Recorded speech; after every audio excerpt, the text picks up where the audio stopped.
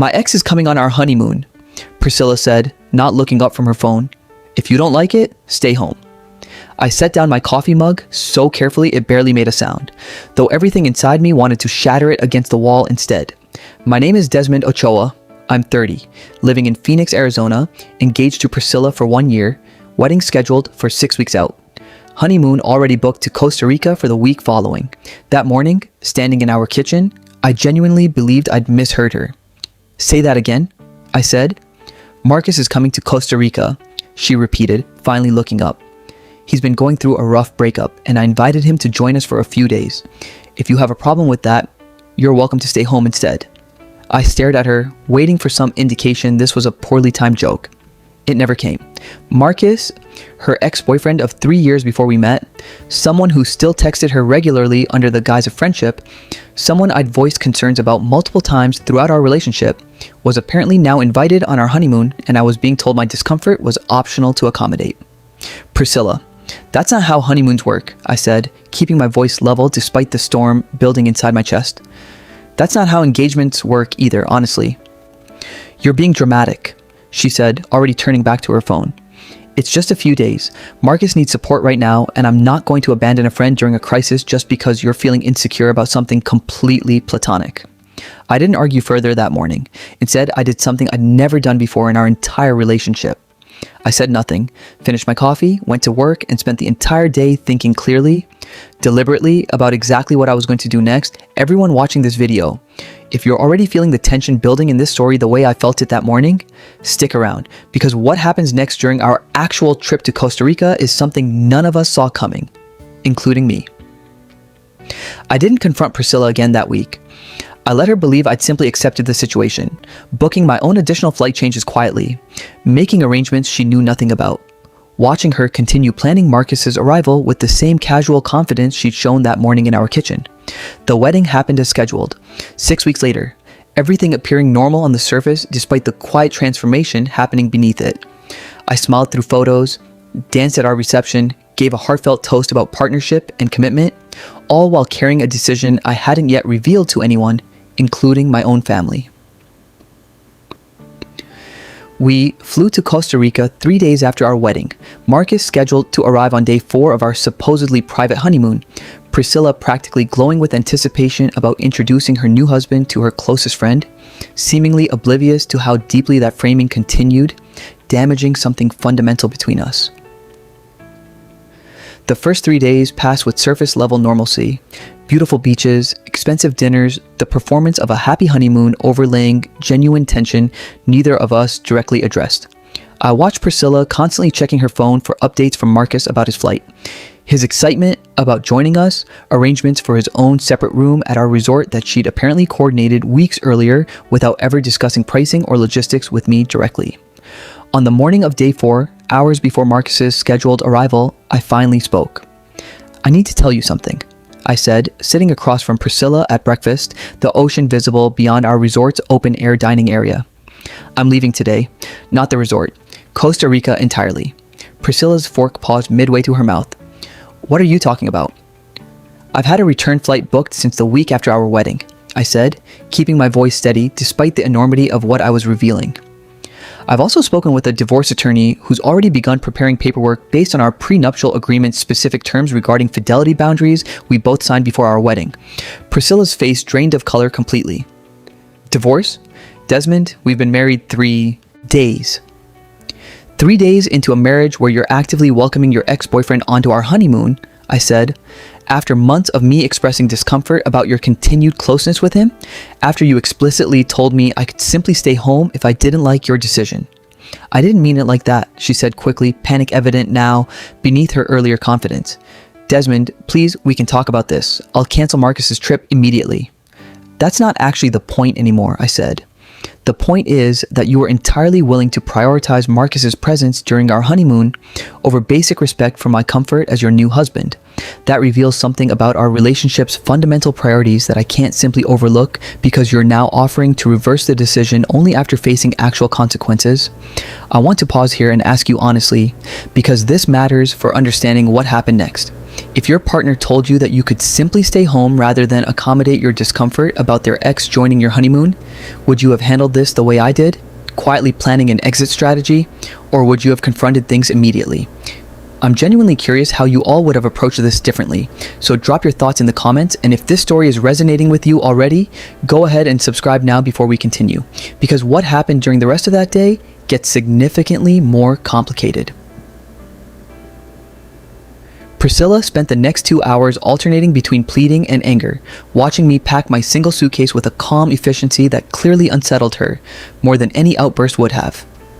"You planned this before we even got married," she said, finally landing on genuine hurt beneath her earlier panic.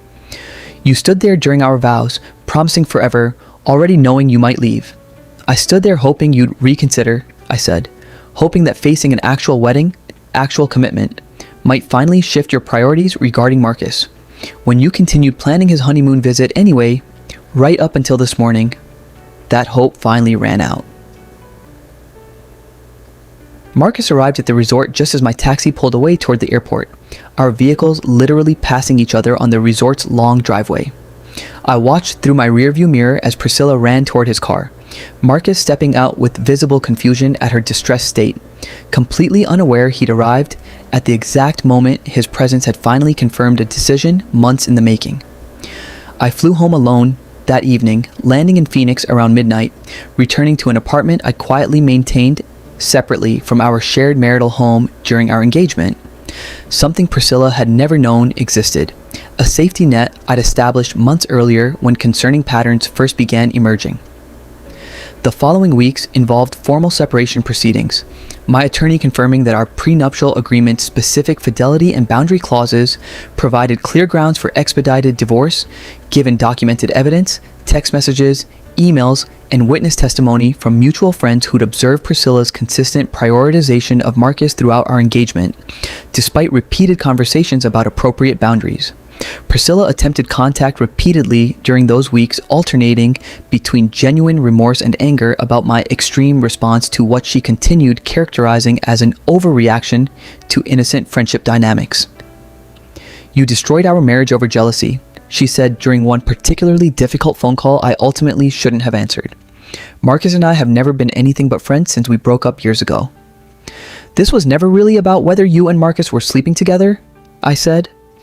"This was about you consistently prioritizing his emotional needs and comfort over basic respect for boundaries I'd repeatedly and clearly expressed throughout our entire relationship, culminating in explicitly telling me I could simply stay home for my own honeymoon if I didn't like your decision.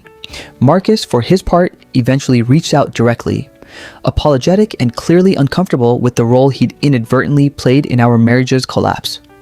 I had no idea things were this complicated," he told me during an unexpected phone call 3 weeks after everything unfolded. "Priscilla always framed our friendship as something you were simply insecure about, never mentioning the depth of boundary conversations you two had apparently had multiple times before inviting me on your honeymoon specifically." "I appreciate you reaching out," I said, "though I need you to understand this ultimately isn't really about you individually. This is about patterns within my marriage that existed regardless of your specific involvement. Our divorce finalized 4 months later, remarkably swift given clear prenuptial documentation and mutual desire to avoid prolonged legal battles once the initial shock and anger subsided into practical acceptance. I spent those months in therapy, processing not just the marriage's rapid collapse, but deeper patterns in my own conflict avoidance that had allowed months of legitimate concerns to go unaddressed until reaching an absolute breaking point rather than establishing boundaries earlier and more directly. I think I convinced myself that staying quiet, avoiding confrontation, somehow proved I was a secure, trusting partner, I told my therapist during one session, when really I was just delaying inevitable consequences while allowing concerning patterns to continue unchecked far longer than they should have. Priscilla, through mutual friends, eventually acknowledged her own patterns requiring therapeutic attention, recognizing that her relationship with Marcus had perhaps represented deeper commitment issues she'd never fully processed, using his continued presence as an unconscious safety net against fully committing to our marriage. I moved forward slowly over the following year, eventually dating again, though carrying forward crucial lessons about establishing and maintaining boundaries clearly and immediately, rather than allowing patterns of accommodation to build until reaching breaking points, requiring dramatic action like abandoning my own honeymoon entirely. I think often about that morning in our kitchen, about how differently everything might have unfolded had I confronted Priscilla immediately and directly, rather than quietly planning an exit strategy over subsequent weeks while outwardly appearing to accept an arrangement I fundamentally couldn't accept. If you've ever found yourself accommodating patterns in a relationship that consistently deprioritize your own comfort and boundaries, telling yourself you were simply being understanding or secure, I hope this story reminds you of something important. Healthy relationships require both partners' boundaries to be genuinely respected from the beginning, not simply tolerated until someone finally reaches a breaking point severe enough to demand attention through dramatic consequences rather than earlier, clearer communication. Real partnership isn't proven by how much either person is willing to silently accommodate. It's proven by mutual respect substantial enough that neither partner ever needs to hear the words, "If you don't like it, stay home," regarding decisions that fundamentally affect both people's comfort and security within the relationship. If you enjoyed this story and haven't subscribed yet, now's a great time to join our channel for more real, emotional stories like this one every single week. Thank you all so much for watching, and I'll see you in our next story.